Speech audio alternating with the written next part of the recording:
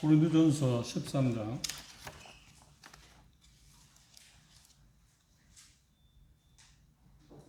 4절 5절 오늘 함께 보겠습니다.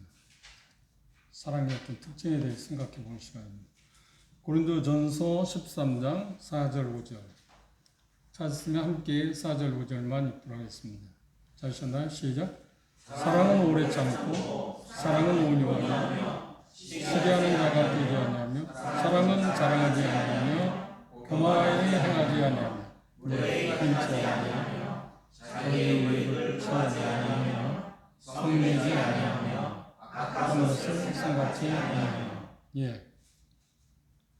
사랑에 대해서 여기 본문에서는 15가지 색깔로 말하고 있습니다.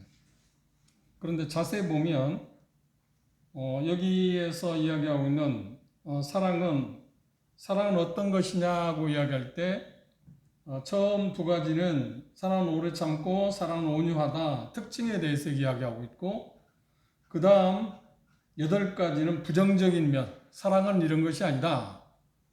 그 다음 나머지 5가지는 사랑은 이런 것이다 하고 이야기를 하고 있습니다. 그래서 종합해서 15가지 색깔로 드러내고 있습니다. 여러분이 한번 생각해 보셨나요? 사람이 세상을 살아가면서 최고의 선, 가장 좋은 선이 있다면 어떤 걸까요? 착한 것이 있다면 무엇일까요? 그건 바로 사랑입니다. 인간이 추구하는 최고의 선은 사랑입니다. 근데 우리가 그걸 알고는 있는데 사랑이 얼마나 소중하고 좋은 것인가 하는 것을 아는데 실상은 그것과 반해서 사는 것이 우리의 삶이라고 이야기할 수 있습니다. 성경에 사랑이라는 단어가 여러 면에서 쓰이기는 하는데 그 중에 일반적으로 헬라어에서 쓰는 단어 가운데는 첫째가 뭐냐면 에로스, 그런 게 남녀 간의 사랑을 이야기할 때 에로스라고 표현합니다. 그 다음 페렐레오라고 그래서 우정, 친구들 사이에 그 우정이 있지 않나요? 그것을 펠레오라고 합니다. 그리고 부모가 자식을 사랑하는 사랑을 스토르게라고 합니다. 그 다음 하나님께서 사람을 사랑하는 부조건적인 그 사랑을 뭐라고 하면 아가페라고 이야기합니다. 헬라의 언어에서는 사랑을 4가지 단어로 쓰고 있습니다. 근데 이 고린도전서 13장에 나오는 사랑은 아가페입니다. 무조건적인 사랑, 하나님이 사람들을 사랑하는 사랑, 그것에 대해서 지금 이야기하고 있습니다.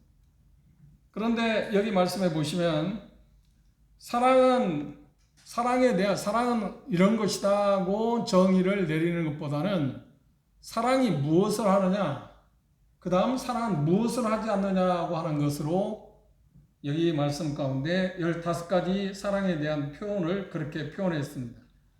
굳이 말한다면 첫 번째, 사랑은 오래 참고 사랑은 온유하다. 2가지는 사랑은 이런 것이다고 이야기하고 있습니다. 사랑은 어떤 것이라고요? 오래 참는 거다, 온유한 거다. 그 다음부터는 8가지는 뭘 이야기하냐면 사랑은 이런 것이 아니다. 사랑은 이런 것이 아니다. 사랑은 이렇게 해서는 안 된다고 하는 걸 이야기하고 있고, 나머지 5가지는 사랑은 이런 것이다 하고 이렇게 하는 것이다. 8가지는 사랑은 그렇게 하는 게 아니라고, 사랑은 이런 것이 아니라고 이야기하고 하지 않는 것에 대해서 이야기하고 있고, 마지막 5가지는 사랑은 이런 것이라고, 이렇게 하는 것이라고 이야기하고 있습니다. 사랑이 무엇인가에 대해서 굳이 말한다면 2가지 이야기했습니다. 4절에 사랑은 오래 참고 사랑은 온유하다. 그 다음에는 사랑이 무엇을 하지 않는가, 그리고 사랑은 무엇을 하는가, 그렇게 해서 전체 15가지로 이야기하고 있습니다. 처음에는 2가지, 사랑의 어떤 면에서 정의, 그 다음은 사랑은 이런 것이 아니다, 이렇게 하는 게 아니다 하고 이야기하고 있고, 그 다음 5가지는 사랑은 이렇게 하는 거다 하고 이야기를 하고 있습니다. 여기서 사랑은 그 추상적인 게 아닙니다. 그 말이 무슨 말이냐면 대단히 수동적이라는 겁니다. 행동하는 것. 근데 우리가 사랑에 대해서 알기는 있지만, 그리고 사랑은 해야 한다고 하고는 있지만 실상은 능동적인 자세를 취하지 못하는 경우가 있습니다. 수동적인 자세를 취하고 있는 게 많이 있습니다. 근데 그 부분에 대해서 우리가 조심해야 할 그런 부분이라고 생각을 해야 할 겁니다. 분명한 것은 여기 성경에서 말하는 사랑은 행하는 것입니다. 그래, 행하지 않는다고 하면 그건 어떤 면에서 사랑이 아니라고 이야기할 수 있습니다. 어떤 사람이 이런 글을 썼습니다. 종은 울리기 전에는 종인가요? 종이 아닌가요? 울리기 전까지는 종이 아닙니다. 종의 모양 갖고 있고 아무리 귀한 것일지를 몰라도 종의 목적은 뭔가요? 울리는 것이잖아요. 소리를 내는 것이잖아요. 그런데 종이 울리기 전에는 종의 노릇을 못한다. 그렇죠? 그런 것처럼 사랑은 행하는 걸 때 나타난다. 그리고 또 하나, 노래는 부르기 전까지는 노래인가요? 아닌가요? 아무리 아름다운 노래일지라도 부르지 않는다 하면 그건 노래가 아닙니다. 다시 말씀드립니다. 종은 울리기 전까지 종이 아니듯, 그리고 노래는 부르기 전까지 노래가 아니듯, 사랑은 행동하지 않는다 하면 그게 사랑이 아니라고 하는 것을 우리가 깊이 생각하는 게 중요한 것입니다. 그래서 여기 표현 가운데 이야기하는 사랑을 세분화해서 사랑의 온전하고 풍성한 의미를 더 쉽고 우리가 쉽게 이해할 수 있도록 하기 위해서 15가지 항목으로 나누었습니다. 사랑의 특징들에 대해서 주의 깊게 우리가 생각해보고 우리들 자신들이 이 사랑을 얼마나 실천하고 있는가 하는 것을 비춰보는 것이 대단히 중요하다고 이야기합니다. 첫 번째, 그러면 사랑은 이런 것이다. 사랑의 어떤 면에서 정의다운 모습은 아니지만 나타나는 두 가지가 있는데, 첫 번째가 뭐냐면 사랑은 오래 참는 거다. 여러분들이 이번 이 부분을 공부하면서 가능하면 15가지를 외울 수 있으면 좋을 겁니다. 오늘 4가지 하니까 4가지를 외울 수 있겠죠. 사랑은 오래 참는다. 그 다음 사랑은 온유하다. 그 다음 사랑은 시기하지 않는다. 그 다음 사랑은 자랑하지 않는다. 라고 하는 그 부분을 우리가 하나씩 생각해 보면서 마음 가운데 기억해 보면 좋을 것입니다. 이 문자대로 오래 참는다는 말은 무슨 말이냐면 느긋하다. 여유 있다. 느긋하다. 그러니까 우리가 생각하는 면에서 사람을 오래 참다고 할 때 인내한다고 하는 의미도 있지만 그것보다는 좀 느긋한 것, 참아주는 것, 기다려주는 것, 그것이 여기 표현하고 있는 사랑이라고 이야기를 하고 있습니다. 이 말은 뭐냐면 어떤 환경, 어떤 사건, 어떤 사람에 대해서 우리는 여기 표현한 것처럼 느긋하게 대하는 것, 좀 오래 기다려주는 것. 그게 우리에게 사랑의 제1면이라고 이야기하고 있습니다. 사랑은 오래 참는다고 할 때 여기 표현하고 있는 것은 어떤 거냐면 누군가가 자신을 불편하게 하고 다른 사람이 나에게 어떤 피해를 입혔을 경우에 그리고 나를 이용하여 먹고 이용하고자 하는 그런 모습을 보였음에도 불구하고 그것에 대해서 흥분하지 않냐고 화내지 않는 어떤 능력을 가리켜서 뭐라고 하냐면 오래 참는다고 말했어요. 사랑은 오래 참는 거다. 그런데 우리의 일상적인 삶을 생각해 보십시오. 그렇게 우리는 참는가요? 사람들이 내게 어떤 불이익을 가져다 주면 우리는 참지 않습니다. 그리고 우리에게 어떤 불편하게 하거나 손해를 끼치게 하거나 더군다나 참지 않습니다. 세상은 뭐라고 하는 거예요? 그럴 때 거기 상응한 대책을 상대적으로 대해라. 마치 이는 이로 눈은 눈으로 하는 것처럼 사람들이 상대방이 나를 불편하게 하면 너도 그렇게 해라. 상대방이 다른 사람이 나에게 손해를 끼치면 너도 그 사람에게 그걸 안 갚음을 해줘라. 복수해라. 갚아줘라. 그것이 세상의 윤리 아닌가요? 그렇지 아니할 때 세상 뭐라고 하는 거야? 너는 바보다. 어리석은 사람이다. 뭔가 모자란 사람이다 생각. 근데 하나님이 뭐라고 말씀하시냐면 아니 그게 아니고 하나님이 우리를 사랑한 그 사랑에 여기에서 말하는 사랑은 복수하지 않는 거다. 안 갚음하지 않는 거라고 하는 표현을 뭐라고 하냐면 오래 참는다고 표현했어요. 우리가 생각하는 오래 참는다는 표현하고 이 성경에서 말하고 있는 말의 의미는 좀 다르죠. 뉘앙스가 다릅니다. 정확히 말하면 복수하지 않는 것, 느긋하게 상대방에 대해서 기다려주는 것. 그것을 초대 교복 가운데 한 사람 뭐라고 표현하냐면 부당한 일을 당하고 쉽게 갚아줄 힘이 있음에도 불구하고 절대로 그렇지 않는 사람. 그것을 여기서 말하는 오래 참는다고 말했습니다. 내가 갚아줄 수 없기 때문에 그런 능력이 없기 때문에 뭐 견디는 것은 어쩔 수 없는 거잖아요. 근데 충분히 보복할 수 있음에도 불구하고 보복하지 않는 마음, 그것을 여기 오래 참는 거라고 이야기했습니다. 생각해 보십시오. 인간관계에서 가장 친밀한 관계가 뭐라고 생각하십니까? 그렇습니까? 부부관계. 부부관계에서 함께 살아가면서 남편은 아내에 대해서, 아내는 남편에 대해서 오래 참는가요? 누구보다도 그 사랑을 잘 표현해야 하고 그걸 실행해야 할 그런 관계임에도 불구하고 그거 참 어렵습니다. 남편이 아내를 어렵게 하면 아내는 거기에 대해서 즉각적인 반응을 합니다. 또 남편도 마찬가지입니다. 부자지간에 자녀와 부모의 관계도 마찬가지입니다. 그걸 하물며 대인관계, 다른 사람의 관계에서 이런 모습이 나타날 때 그걸 무던히 기다려주고 보복하지 않고 안갚음하지 않는다는 것이 쉬운 일인가요? 그렇지 않습니다. 그런데 진정한 사랑은 그렇게 하는 거라고 이야기했습니다. 절대 안갚음하지 않는다, 복수하지 않는다 하는 표현을 뭐라고 그랬냐면 되돌려주지 않는다. 그렇죠? 세상은 뭐라고 그러냐? 받은 만큼 되돌려주라. 그게 세상의 철칙하는 거예요.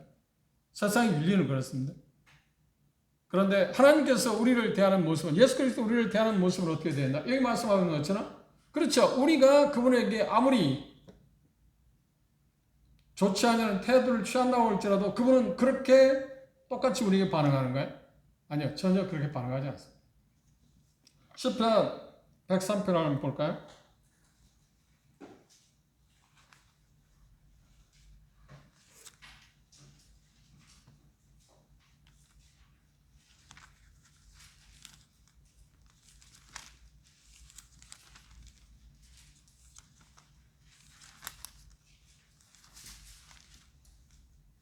시편 103편에 보면 8절 이하 말씀입니다. 여호와는 자비로우시며 은혜로우시며 노하기를 더디하시며 인자하심이 풍부하시다.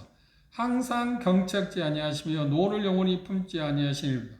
우리의 죄를 따라 처치하지 아니하시며 우리의 죄악을 따라 갚지 아니하셨으니 이는 하늘이 땅에서 높음 같이 그를 경외하는 자에게 그 인자하심이 크십니다. 여기 표현하면 대로 하면 무슨 말이야? 하나님은 우리가 행한 대로 따라 행하지 않는다. 그렇죠. 마치 해바라기가 뭐 그런 모습이 있는지는 모릅니다. 대개 해바라기를 뭐라고 해를 따라 움직인다고 하잖아요. 그런데 사랑은 하나님이 우리를 대할 때 우리가 어느 쪽 좌측을 향하면 그분도 좌측을 향하게 하고 우리를 향해서 마주보고 그렇게 우리에 따라서 우리가 어떻게 행하느냐 태도를 취하는 어떤 마음을 갖느냐에 따라서 똑같이 대하지 않는다. 그게 하나님이시다. 그래서 그분은 우리를 향해서 어떻게 하냐? 자기 자신을 내어주셨지 않나요? 그렇죠? 그리고 그 이외에도 계속 인자하심으로 우리를 대하시지 않나요? 그래서 여기 표현하고 있는 것처럼 사랑은 절대로 되돌려주는 것이 아니다. 라고 하는 것을 우리 마음 가운데 생각하는 것이 필요할 것입니다. 인간관계에서 우리가 마음 가운데 기억해야 할 것은 타인에게 받은 상처 아니면 타인이 내게 행한 어떤 악행, 손해 그런 것들을 견뎌내는 힘을 가르쳐서 여기 오래 참다고 이야기했습니다. 그리고 그릇된 대우를 받게 되었을 때 나에게 적절한 대우를 하지 않고 무시하거나 그렇죠? 그리고 잘못 나를 대한다거나 상처를 주는 그런 경우에 있어서 우리가 복수하지 않는다. 다시 말하면 되돌려주고자 하는 마음이 없는 것. 그걸 할 수 있음에도 그 힘이 없으면 뭐 아무리 복수하고 싶어도 복수할 힘이 없으면 못하잖아요. 그런데 분명히 되갚아 줄 수 있음에도 불구하고 되갚지 않는 것. 그것을 뭐라고 했어요? 사랑은 오래 참는다 그랬어요. 그러니까 로마서 12장에는 그래서 그 부분을 이렇게 표현하게 되어 있습니다. 로마서 12장을 볼까요?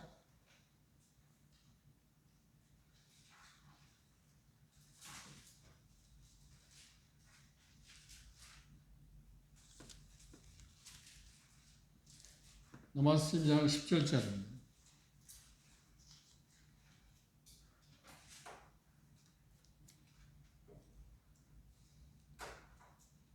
아무에게도 악으로 악을 갚지 말고 모든 사람 앞에서 선한 일을 도마라.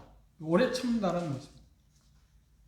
악을 악으로 갚지 마라. 오히려 악을 뭐 어떻게 갚으라고요? 선으로 갚으라고 하는 겁니다.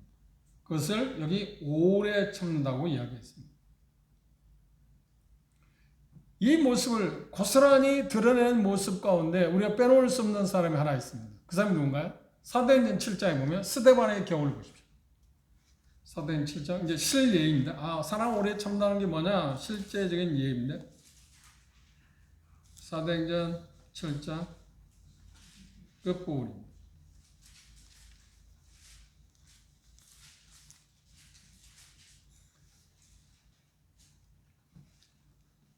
59절 60절에 보시면 저희가 돌로 스데반을 치니 그렇죠? 스데반 아무런 잘못도 없는데 예수 그리스도를 믿는다고 하는 것 그리고 복음을 전한다는 이유 때문에 돌로 쳐서 죽이고 있습니다. 지금 돌로 치고 있는데 스데반이 부르짖어 가로되 주 예수여 내 영혼을 받으시옵소서 하고 무릎을 꿇고 크게 불러 가로되 주여 이 죄를 저들에게 돌리지 마라.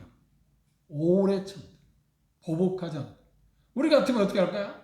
내가 애매하게 죽음을 당하니까 이 죄를 저들에게 갚아주십시오 하는 게 세상 아닌가요? 그건 정당한 것입니다. 불의한 게 아니잖아요. 그런데 스데반은 돌에 맞아 죽으면서 어떻게 했나요? 저들의 죄를 저들에게 돌리지 말아야 돼. 이 모습을 실질적으로 보이신 분이 예수님이시지 않나요? 요한복음 23장에 보면 자기를 십자가에 못 박았지만 아무런 죄 없는 자기를 십자가에 못 박아 죽이는 그들을 향해서 말해요. 아버지 저들을 용서해 주십시오. 왜냐하면 저들이 하는 짓을 저들이 알지 못하기 때문이라고 했잖아요. 이걸 실천하십니다. 실행하십니다.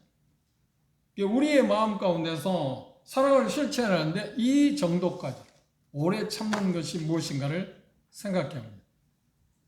또 하나 역사적인 신뢰가 있습니다. 에브라임 링컨을 여러분 아시죠? 1814년에서 1869년에 암살당했습니다. 링컨이 남북전쟁 때 여러분 링컨 대통령의 모습을 보면 어떤 짐승이 떠오른가요? 링컨의 얼굴 보면 그렇게 곱상한 얼굴이 아니지 않나요?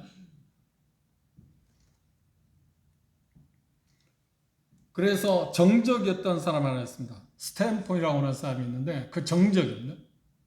그런데 이 사람은 링컨이 하나님마다 항상 나쁘게 말했어요. 부정적으로 이야기했습니다. 그게 전문 아닌지 모르는데 오늘 우리나라에 여당 야당이 서로 헐뜯잖아요. 네가 잘했네, 네가 뭐 사사건건이었다. 사사건 제가 보기엔 사사건건이다. 잘하고 있다는 말을 상대방이 당신들이 하는 일은 이건 잘하는 겁니다. 한번 들어봤나요? 한 번도 들어보면 계속 서로 잘못했다고 하잖아요. 이게 정치라고 하는 게 그런지도 모릅니다. 그건 하수죠. 하수들. 상수들은 그렇게 하지 않습니다. 잘하는 건 잘한다고 하고 잘하는 건 잘한다고 해야 못한다고 해야 국민들이 들 때 그 말 맞아.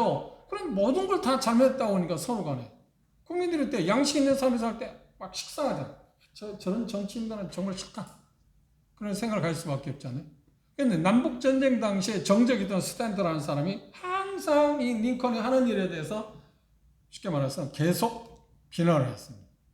그리고 어떤 말까지 했냐면 오리지널 고릴라를 보려고 하면 동물원에 갈 필요가 없다. 원숭이. 링컨을 보면 된다. 이 얼마나 모독적인 이야기입니까? 그런데 오늘날 말하면 국방부 장관, 전쟁에서 승리하기 위해서 국방부 장관을 선택할 때 이 사람을 링컨이 선택했어요. 그러니까 그 참모들이 깜짝 놀라가지고 뭐라고 계속 아니 대통령 각하 왜 그런 당신을 계속 반대하는 스탠드를 이 국방부 장관에 세웁니까? 그러니까 링컨이 뭐라고 하지 아세요? 이 일을 하기에 가장 적격한 사람이라고 말했어요. 그 링컨의 마음을 이해할까요? 여러분이 아는 것처럼 링컨은 크리스찬입니다. 그런 어머니 어렸을 때 어머니의 성경책을 읽고 자라온 사람입니다. 크리스찬입니다. 그런데 그런 하나님의 말씀을 통해서 사랑은 오래 참는다는 것을 배웠고 그걸 실천한 사람입니다. 그가 링컨 대통령이 결국 1869년 암살당해서 이제 장례식장에 왔을 때 그 장례식장에 도착한 그동안 이제 국방장관 올라갈 국방장관의 역할을 하고 전쟁을 승리를 이끌었습니다. 그 쓰는 사람이 뭐라고 소리했냐면 이렇게 말했습니다.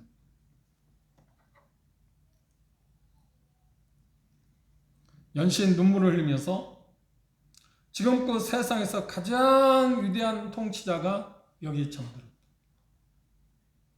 위대한 통치자가 여기 잠들었다. 그를 비난했던 스탠턴을 이렇게 놀랍게 바꿔놓은 것이 뭘까요? 링컨은 이 사람에 대해서 오래 참았어요.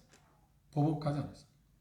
우리가 그가 적격자라, 국방장관이 적격자라고 생각했을 때 많은 참모들이 반대에도 불구하고 그를 국방장관에 선택했어요.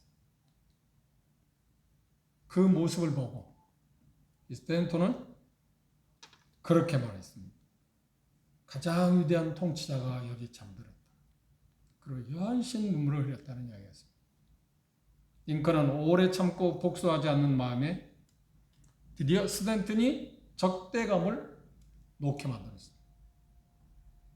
마음을 녹이게 했다는 겁니다. 이 사랑의 첫 번째 항목인 오래 참는다는 역할이 얼마나 위대한 것인가, 얼마나 커다란 힘인가. 그건 바보가 아닙니다. 절대로 미련한 게 아닙니다. 이것보다 큰 힘이 없다 하는 것을 우리가 생각하고 이걸 실천합니다. 기억하십시오. 사람 오래 참다고 할 때 뭐라고요? 되돌려 안갚음하지 않는 거다. 되돌려주지 않는다. 할 수 있음에도 불구하고 그런 힘이 있음에도 불구하고 그걸 하지 않는 것, 그것을 오래 참다고 말했습니다. 이걸 우리가 실천하는 것. 왜냐하면 하나님께서 예수님께서 우리를 그렇게 대하시지 않나요? 그래서 우리도 그분처럼 사람들을 대할 때 오래 참는 것, 무던하게 그걸 우리가 배워가도록 합시다. 두 번째, 사랑은 온유하다고 그랬어요. 사랑은 온유하다.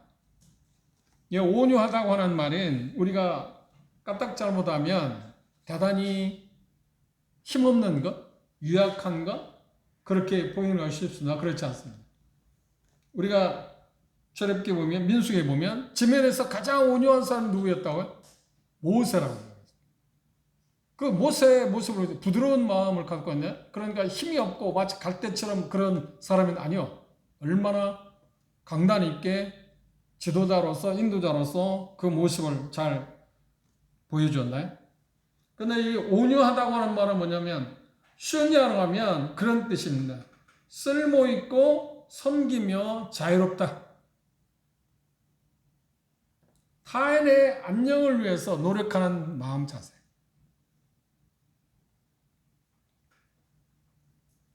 마태복음 한번 보실까요? 5장입니다.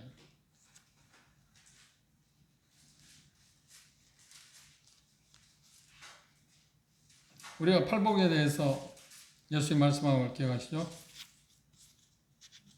40절, 41절 보시죠. 마태복음 5장.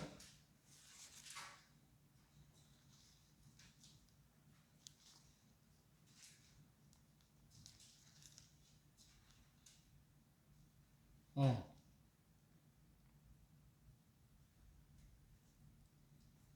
40절. 또 너를 송사하여 속옷을 가지고 오자 하는 자에게 겉옷 가지게 하며 또 누구든지 너로 억지로 오리를 가게 하거든 그 사람과 심리를 통해하고 내게 구하는 자에게 주며 내게 구고자 하는 자에게 거절하지 말라. 이 태도가 뭐냐면 온유하다고 하는 거예요. 상대방에 위해서 뭔가 선의를 베푸는 것. 타인의 도움이 되도록 선을 행하는 것. 그것을 여기에서는 온유하다고 말했습니다. 오래 참는 것이 견디내는 거라고 하면 온유는 무엇인가요? 한 걸음 더 나서서 내게 상처를 준 그 사람에 대해서 오히려 선대하는 것. 후하게 어떤 것을 베푸는 것. 그래서 악을 선으로 갚는다고 하는 표현이 그런 겁니다. 한번 보십시오. 로마 병정이 유대인들에게 와서 억지로 오리를, 그러니까 약 2km를 동행하자고. 그런데 온유한 것은 뭔가요? 아, 그러냐? 그러면 내가 10km, 4km를 더 가고. 겉옷을 갖고자 했을 때 어떻게 돼? 속옷까지 내어준다. 그게 온유하다고 하는 표현. 역으로 선을 베푸는 것. 한번 생각해 보십시오. 우리가 인간관계에서 다른 사람들에 대해서 우리들 자신들이 이런 태도를 보인다고 하면 세상은 얼마나 바뀔까요? 그런데 이걸 실천하신 분이 누구예요? 이 모습을 그대로 고스란히 보여주신 분이 누군가요? 그건 예수님이십니다. 그렇죠?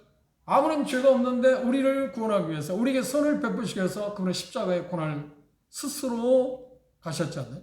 자취하셨잖아요. 그래서 예수님께서 마태복음 11장에 나는 마음이 온유하고 겸손하다고 표현했어요. 그 온유는 바로 그런 것입니다. 다른 사람이 나에게 어떤 악행을 하고 뭔가 잘못함에 불구하고 그에게 어떻게 선을 베푸는 것. 오히려 우리를 구속하시는 것.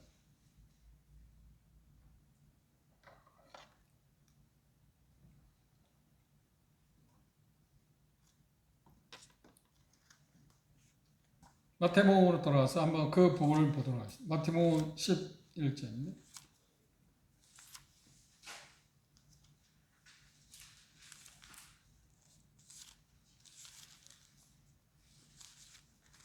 28절, 29절 보시면 수고하고 무거운 짐 자들아 다 내게로 오라. 내가 너희를 쉬게 하리라.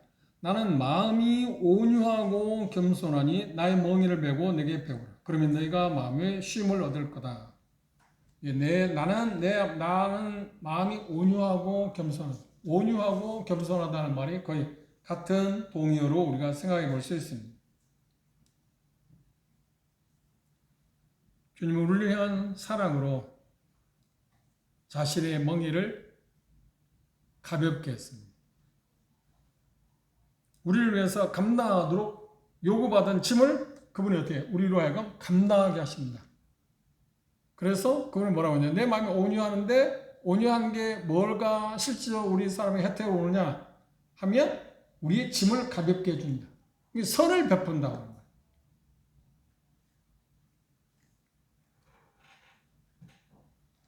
문자적인 의미는 온유하다는 말은 뭐냐 하면 친절하다, 자상하다 그런 뜻입니다. 문자적인 의미, 그렇죠? 온유하다 할 때.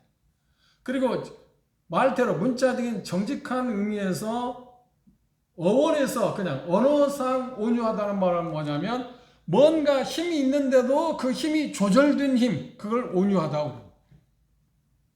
그런데 여기 사랑인 온유하다고 표현했을 때 그 사랑은 어떤 거냐고 하면 우리를 위해서 뭔가 다른 사람이 우리에게 어떤 요구하는 것이 있을 때 그것보다 더 많이 더 큰 것을 행해 주는 것, 후대하는 것.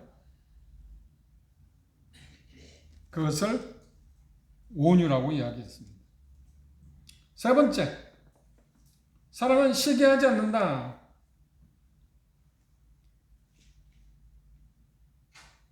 시기라는 말이 무슨 말인가요? 시기한다고 하는 말인 여기 겸손과 반대로 되는 말입니다. 겸손은 무엇인가요? 나 자신의 필요보다 다른 사람의 필요를 우선하는 것. 시기는 무엇인가요? 그렇지. 항상 자기 자신이 위주가 되는 것입니다. 다른 사람은 결혼을 생각도 않고 다른 사람은 어떻든 상관없습니다. 나만 좋으면 되는 것입니다. 시기란 말은 정확히 말하면 타인의 성공, 다른 사람의 성공, 어떤 부유함, 명예, 행복을 보고서 마음이 상해서 어떤 거예요? 분노가 속에서 끓어오르는 것을 우리는 시기라고 합니다. 반대로 다른 사람이 잘못됐을 때 어떻게 되는가요? 마음에 고소하잖아요. 그게 사람 본성입니다. 로마 12장에 그렇게 해서 기뻐하는 자와 함께 기뻐하라고는 말을 했잖아요. 이게 생각보다 쉬운 게 아닙니다. 우리 민족에 있어서 물론 뭐 사람들이 다 비슷비슷하지만 특별히 우리 한민족에 있어서 약점이 여러 가지 있는데 그 중에 하나가 뭐냐면 우리에게 장점이 있어요. 우리 민족에 장점이 있어요. 그게 뭐냐면 다른 사람이 어려워할 때 힘들 때 같이 아픔을 나누고 사는 것이 특별하고 그리고 정적이라고. 근데 약한 게 뭐냐면 다른 사람 기뻐할 때 다른 성공을 기뻐할 줄을 몰라요. 함께 축하해 주기를 못해요. 그게 우리의 약점입니다. 여러분 한번 생각해 보세요. 다른 사람이 힘들고 어려울 때 어떻게 우리는 동정하는 마음이 있잖아요. 나와 아무 관계없는데 동정하는 마음이 있어요. 그리고 불쌍하는 마음 때문에 울기도 하고 그러지 않나요? 그런데 다른 사람이 어떻게 뭔가 잘 되고 뭔가 많은 것을 얻었을 때 그것을 함께 기뻐하고 축하해 주는 데는 대단히 인색합니다. 이게 대단히 어려운 일입니다. 이게 시기라는 말이 무슨 말인가요? 다른 사람이 잘 될 때, 행복할 때 그거에 대해서 함께 기뻐하지 못하는 것. 그게 뭐 때문인가요? 자기가 그것들을 누리하는데 대신 상대방이 그걸 누리기 때문이 아닌가요? 남 잘 되는 것을 싫어하는 것. 그리고 아울러서 어떤 게 있나요? 시기심이 있을 때 상대방이 잘못되기를 원하는 것. 그게 시기 아니에요? 내가 뭘 어디 하지? 왜 당신이 그걸 얻어? 내가 행복해야지 왜 당신이 행복해? 나는 어려움을 겪고 있는데 왜 당신은 그 어려움이 없어? 그죠? 그런 데서 나타난 마음의 어떤 태도들. 그것이 여기 시기한다는 말이에요. 시기가 두 가지 형태로 나타나고, 첫째는 뭔가요? 나는 다른 사람이 가진 것을 갖고 싶어하는 마음 때문에 생깁니다. 그런데 내가 그걸 갖지 못하기 때문에 시기하지 않나요?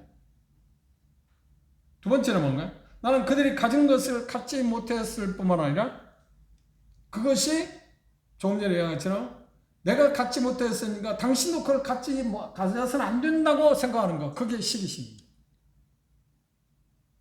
그게 제게도 있고 여러분도 있지 않아요? 우리가 그리스도이지만 예수님을 닮고 예수님께서 우리에게 그런 태도를 보이셨음에도 불구하고 닮아가야함에도 불구하고 이 시기심은 우리에게 여전히 남아있어요.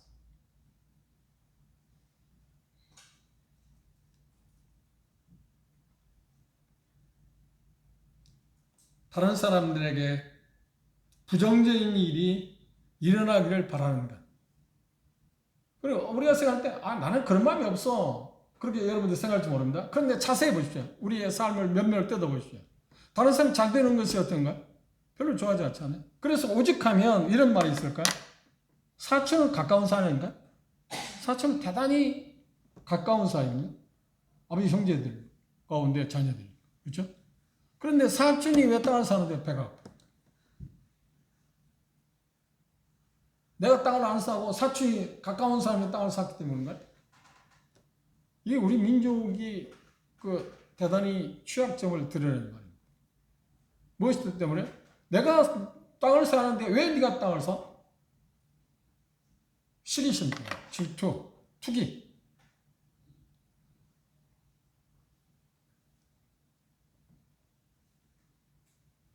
그래서 다른 사람이 인기를 얻거나 성공했거나 또 아름답거나 달란트가 많은 것을 볼 때 어떤가요? 그 사람에 대해서 기뻐하지 못하고 어떤 생각을 하는가요? 시기하게 됩니다. 뭔가 싫어. 뭔가 싫어.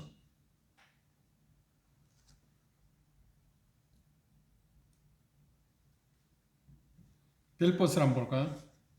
복음을 전한 바울 사도에게 이 시기심을 가지고 있었던 주변의 사람들의 모습을 보면 우리가 조금 생각하는 바가 있을 겁니다. 빌보스 1장 보십시오.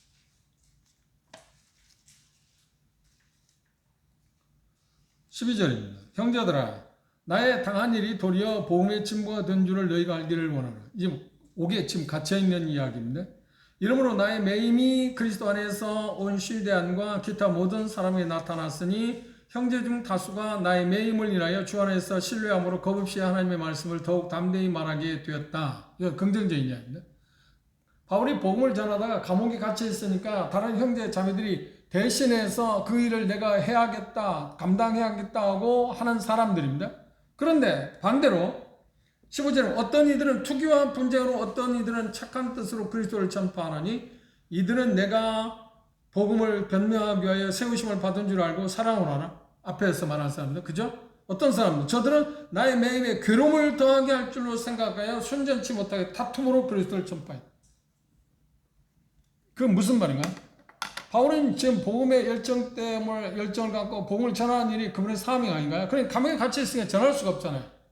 그런데 그 바울을 그렇지 전하지 못하는 것을 보고 감옥에 있는 바울에게 시기심을 갖게 하기 위해서 어떤 생각을 했어요? 우리가 복음을 열심히 전하면 바울을 더 약오르는 게 아닌가?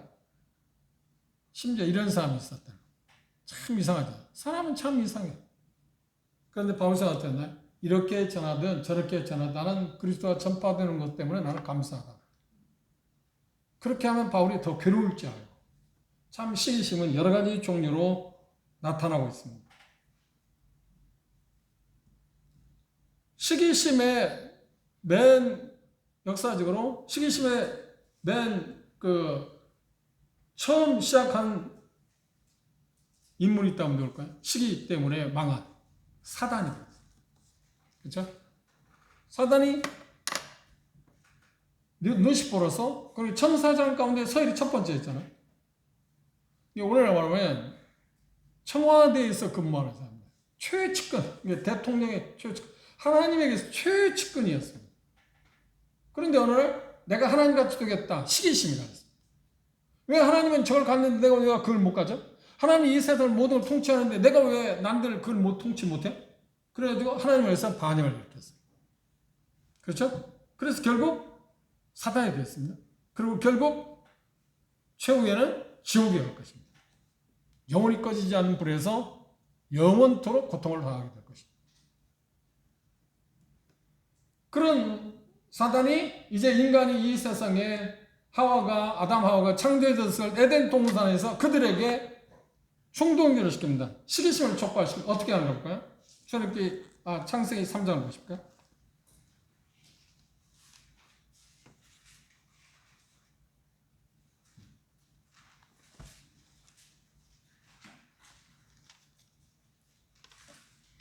창세기 3장 4절을 보면 선악과에 대해서 이야기하고 이렇게 말합니다.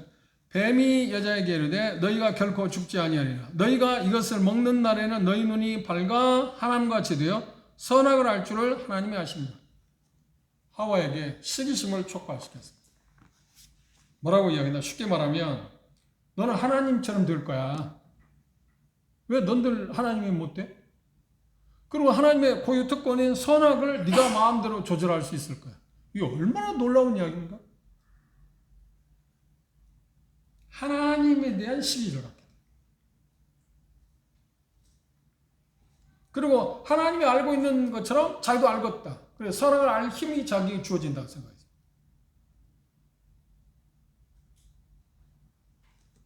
그래서 드디어 범죄하게 됐어요. 그리고 1세대에 있던 하와의 아들 가인이 아벨을 죽인 이유가 뭔가요? 그렇지. 성경은 뭐라고 이야기하는가요? 자기의 예물은 하나님께 받지 아니하고 동생 아벨의 재물은 하나님께 간합하는 걸 보고 시기해서 그를 죽였습니다.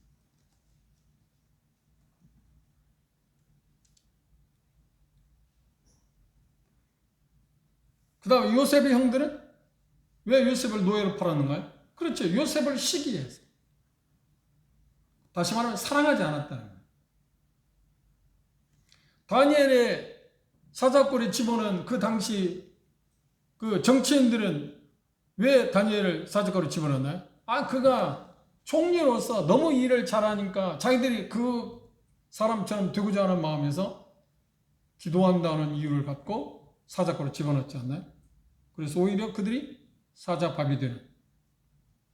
누가복음 15장 28절에 보면 탕자의 비유에서 탕자가 집에 돌아왔을 때 둘째 아들이 집에 돌아왔을 때 아버지는 너무 기뻐한 나머지 죽은 아들을 다시 얻었다는 기뻐한 나머지 송아지를 잡고 잔치를 벌였잖아요. 그런데 그 이야기를 듣고 맏아들은 어떤 시기에서 들어가기를 싫어했다. 이 시기는 이렇게 무서운 것입니다. 인간관계는 참 훼손하는 나쁜 것입니다.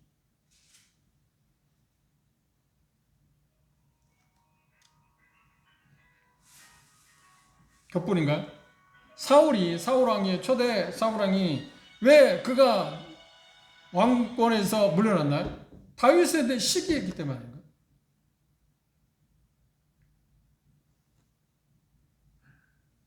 시기는 잠언 기자가 이야기한 것처럼 이렇게 말하고 있습니다. 잠언 한번 보실까요?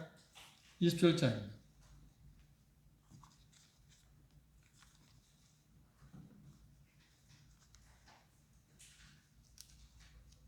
잠언 27장 4절입니다. 부는 잔인하고 노는 창수 같거니와 투기 앞에야 누가 섰겠냐? 시기 앞에 누가 서겠냐? 누가 그걸 감당하겠냐? 이 참 무서운 거라고 이야기했습니다. 사랑은 시기하지 않는다. 시기하게 될 때 그 사랑을 잃어버리게 된다면 우리들 자신들은 파멸로 간다고 이야기합니다. 네 번째, 사랑은 뭐라고요? 자랑하지 않는다 그랬습니다. 이 자랑한다는 말이 무슨 말이냐면 바람 주머니처럼 자기의 헛된 영광을 드러내는 것. 쉽게 말하면 자기 전시, 자기 과시. 그렇죠? 자랑하지 않는다. 누구를 자랑하지 않는다. 그렇죠? 자기를 자랑하지. 우쭐대고 말한다. 사람은 본성적으로 어떤 게 있나요? 자기를 과시하고 떠벌리고 싶어 하는 게 있어요. 근데 사랑은 그런 게 아니라는 거예요. 그런데 이 부분에서 고린도 성도는 어땠나요? 자기들 자신이 최고라고 생각했어요. 그리고 다른 사람을 무시했어요. 그리고 자기 자신들이 떠벌리기를 좋아했어요. 과시했다는 거예요.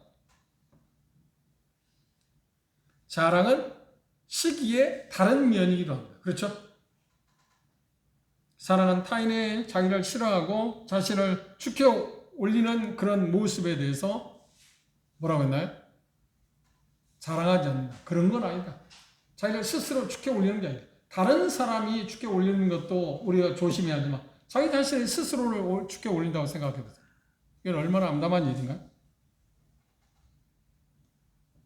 그래서 고린도서 14장 26절에 보면 그들은 나타나는 방언, 드러나는 예언 그런 것들에만 대단히 신경 썼어요. 왜? 드러나는 것들, 보여지는 것들. 보이지 않는 것, 숨은 것들, 조용히 섬기고 예수님처럼 우리를 섬기는 쪽에서 보이지 않게 은밀하게 하는 것들에 대해서 사람들이 보지를 못하잖아요. 마치 기도할 때도 마태복음 6장에서 당시 종교 지도자 한 것처럼 떠벌리고 그렇죠. 은밀하게 하고 시장에 가서 수많은 여러 가지 미사일을 구사하면서 기도하는 때도 구제할 때도 막 나팔을 불겠어. 내가 이렇게 하고 있다. 금식할 때도 나는 금식하고 있다. 계속 그런 자랑하는 쪽에 태도를 취해요. 그런데 여기 사랑은 뭐라고 해요? 그건 사랑이 아니다. 자랑하지 않는다. 과시하지 않는다. 그랬습니다.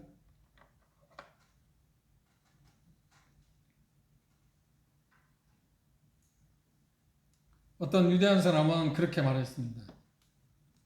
하나님, 제게 힘을 주셔서 내가 메시지를 전할 수 있는 기회를 얻을 때마다 늘 예수 그리스도를 증거할 수 있게 해주십시오. 그분만을, 나 아니고.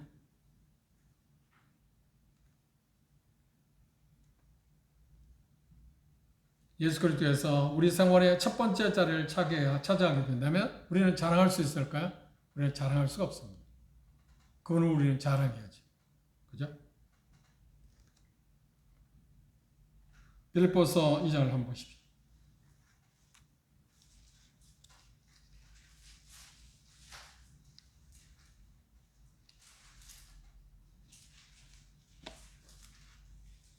(6절에서 8절인데) 주님의 마음, 예수님의 마음을 그렇게 표현했습니다. 6절 그는 근본 하나님의 본체시나 하나님과 동등됨을 취할 것으로 여기지 아니하시고 오히려 자기를 비워 종의 형체를 가져 사람들과 같이 되었고 사람의 모양으로 나타나셨으며 자기를 낮추시고 죽기까지 복종하셨으니 곧 십자가에 죽으십니다.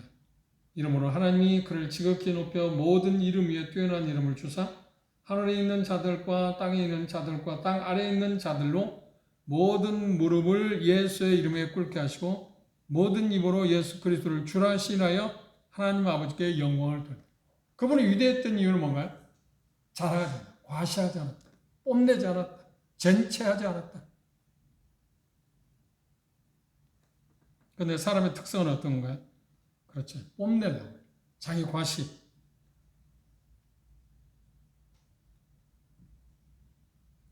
오늘은 사랑이 뭐냐고 할 때 두 가지 먼저 이야기했습니다. 사랑은 오래 참는다. 그리고 사랑이 어떤 것이냐고 할 때 온유한 거다. 그리고 이제 첫 번째 사랑은 이런 게 아니야 라고 할 때 시기하지 않는다. 그럼 두 번째 뭐라고 했나요? 자랑하지 않는다. 자랑하지 않는다. 뽐내지 않는다. 자기 자신을 과시하지 않는다. 젠체하지 않는다. 이 네 가지를 오늘 우리 마음 가운데 생각하면서 나는 오래 참는가. 이 네 가지 중에서 특별히 우리의 약점이 여러 가지 있는데 그 중에 하나가 뭐냐면 오래 참는 것. 되돌려주고자 하는 본성이 있는데 그것들을 어떻게 절제할 수 있느냐 하는 것은 대단히 어려운 문제지 않나요? 그런데 지금 바울 사도는 이런 이야기를 하지만 이 네 가지 부분을 생각할 때 이 사랑을 우리가 도달하기 쉬운 건가요? 잘 생각해보면 우리는 그 도전할 수 있는 사람입니다. 다시 말해 오래 참을 수 있는 사람도 아니고 온유할 수 있는 것도 아니고 시기하지 말아야 한다고 하는데 그걸 조절할 수 있는 힘도 없고 자랑하지 말아야 한다고 하는데 우리는 본성적으로 자랑하는 사람입니다. 우리는 연약해요. 그런데 이것들을 행하게 하실 수 있는 분이 누군가요? 성령님께서. 그분을 의지하게 되면 우리로 알고 그런 사랑을 나타나게. 왜? 그 사랑을 실천을 나타내 사랑 자체이시니까. 사랑 자체이신 그분. 그게 우리가 빼놓지 않고 기억해야 할 부분입니다. 단순히 이렇게 안 해봐야겠어, 이렇게 안 해야 해 하는 게 아니고 중요한 게 우리는 원래적으로 뭐라고 해요? 나는 그걸 할 수 있는 사람이 아니야. 단 내가 할 수 있다면 성령님께서 내 안에 기름 부음 받은 성령님께서 그를 할 수 있게 하신다고 하는 것을 믿고 그분을 신뢰하는 것입니다. 그래서 실질적으로 실천해요. 그리고 본성적으로 되갚으려고 할 때마다 가고자 하는 그런 마음이 있을 때 사람은 오래 참는 거라고 했잖아요. 주님, 내가 이걸 참아낼 수 있게 해달라. 보복하고자 하는 마음을 좀 줄이게 해달라. 그렇죠? 그리고 온유하다는 말은 다른 사람은 선을 베풀고자 하는 마음이 있는데 내게 상대방이 대인 관계에서 상대방이 나에게 선을 베풀기 아니하고 어떤 나를 무시하고 나에게 어떤 피해를 주었을 때 그걸 되돌려주지 않을 수 있을지는 몰라도 그것에 반해서 더 좋은 것을 되돌려준다는 건 더 어렵잖아요. 그렇게 하는 거예요.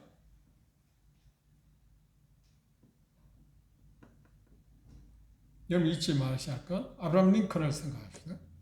오래 참는다는 이야기. 그리고 온유 생활할 때 주님의 마음을 한번 생각해 보세요. 그리고 시기하지 않는 시기는 모든 것에 파괴를 가져오는 거지 도움이 되는 게 아니지 않습니까?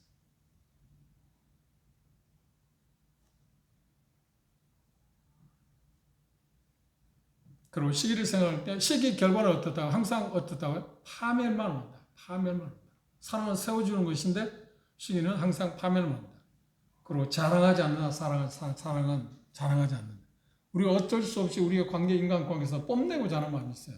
본성적으로. 그렇죠? 자기를 들춰내고 싶은 생각이 있습니다. 이런 재미있는 일화가 있습니다. 무디 그분이 영국의 옥스퍼드 대학에 가서 복음을 전하고 갔을 때 사유자가 무디를 소개했습니다. 무슨 내용이냐면 이런 것입니다. 세상의 최고의 미국에서 최고의 하나님의 종으로서 크게 쓰임을 받는 분을 제가 오늘 소개합니다. 오늘 무디를 소개했습니다. 근데 무디가 그 소개를 받고 단상에 올라가서 뭐라고 한지 아십니까? 이렇게 말했답니다. 사유자가 나에 대해서 말하는 것은 과찬이 아니고 순수한 거짓말입니다. 나는 그런 위대한 사람이 아닙니다.